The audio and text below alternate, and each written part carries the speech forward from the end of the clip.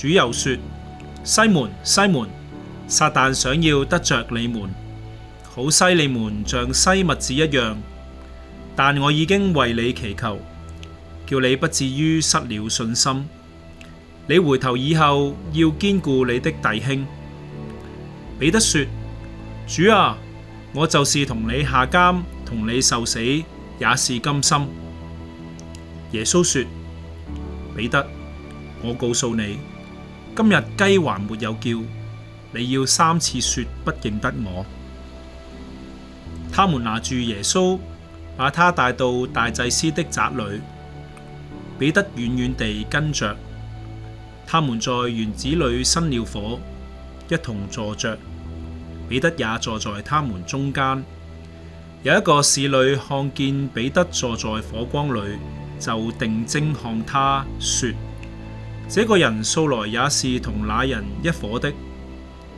彼得卻不承認，說：女子，我不認得他。過了不多的時候，又有一個人看見他，說：你也是他們一黨的。彼得說：你這個人，我不是。約過了1小時，又有一個人極力地說：他實在是同那人一夥的，因為他也是加利利人。彼得說：你這個人，我不曉得你說的是什麼。正說話之間，雞就叫了。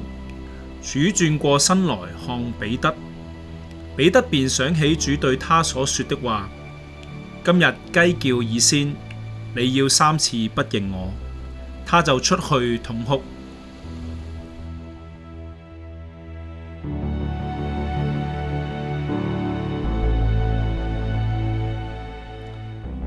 我哋嚟到最後晚餐嘅時候，彼得同耶穌嘅一番對話。當耶穌預言自己即將受害，彼得好激昂咁講：主啊，我就是同你下監，同受死，也是甘心。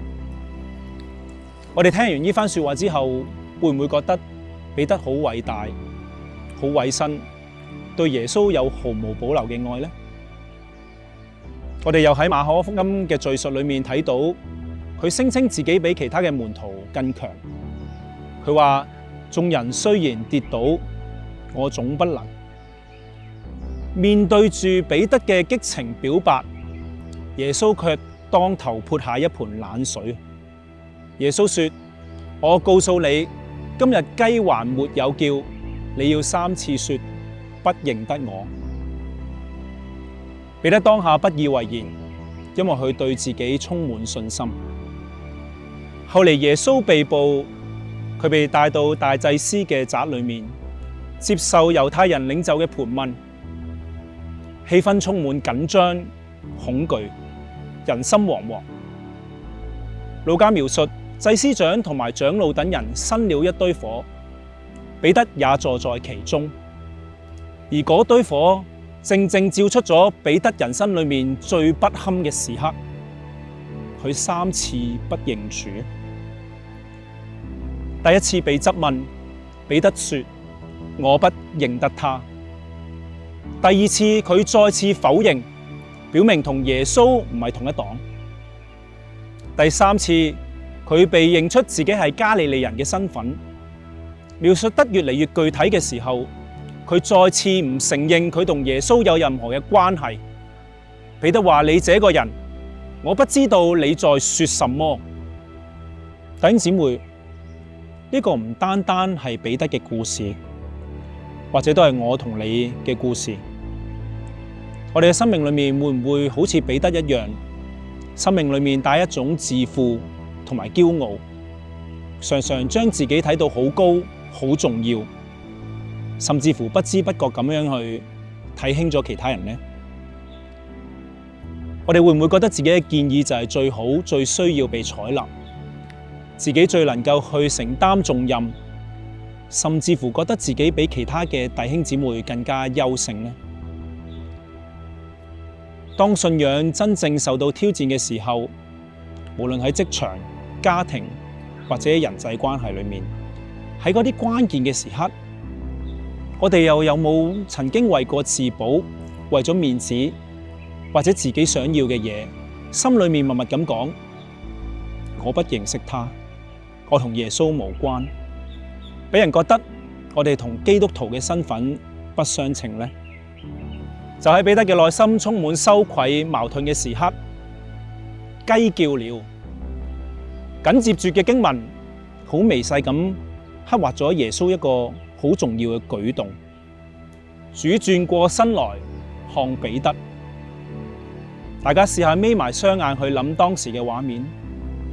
耶穌基督被羞辱，面上面可能帶住好多嘅傷痕血跡，嗰一眼望過嚟會帶住咩嘅情緒呢？係仇視、惱怒，定係愛同憐憫啊？彼得喺同主對望之後，讓佢回想起主對佢嘅預言，更加諗起耶穌對佢嘅嗰番說話。耶穌曾經同彼得講過：我已經為你祈求，叫你不致失了信心。你回頭以後要堅固你嘅弟兄。係耶穌嘅愛同埋憐憫，讓佢早早已經為彼得去禱告。彼得思念到耶穌嘅說話之後，佢就跑出去痛哭。嗰種嘅哭係自我徹底嘅崩潰。嗰夜，彼得心裏面一直建立嘅自我英雄形象已死，嗰啲生命中嘅自負同埋驕傲被徹底粉碎。耶穌基督讓彼得上嘅呢堂課，就係要佢重新去認識自己，處理生命裏面嘅自負、驕傲，然後帶住耶穌基督嘅愛同埋憐憫，重新出發，帶住謙卑嘅生命去堅固其他人嘅生命。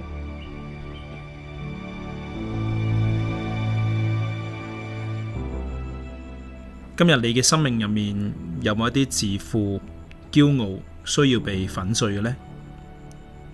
你係咪正喺度為自己嘅軟弱感到羞恥呢？請一齊去轉眼仰望耶穌。耶穌基督正帶住憐憫嘅眼神轉過身來看你，他說：我已經為你祈求了，叫你不至於失了信心。